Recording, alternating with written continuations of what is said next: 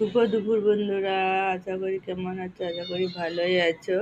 চলো দুপুরে লাঞ্চ নিয়ে চলে এসেছি। লাঞ্চে কি বানিয়েছি তোমাদের সাথে একটু শেয়ার করে দিই।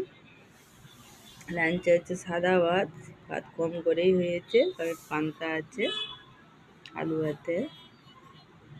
তার সাথে আছে এই যে মাছ চুকুটো লঙ্কা ভাজা দিয়ে পেঁয়াজ দিয়ে, আর এটা ঢেঁড়সের একটু শুকনো শুকনো করে একটু করলা দিয়ে একটু ফুটো করেছি। আর সকালবেলা ইডলি আর সাম্বার চাটনি বানিয়েছিলাম, একটু আছে।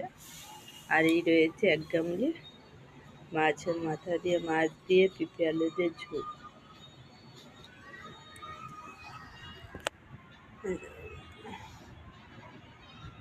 কার কার ইডলি পছন্দ একটু কমেন্ট করে জানাবে।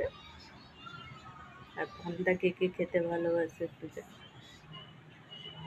এই হচ্ছে আজকে আমাদের দুপুরের লাঞ্চ।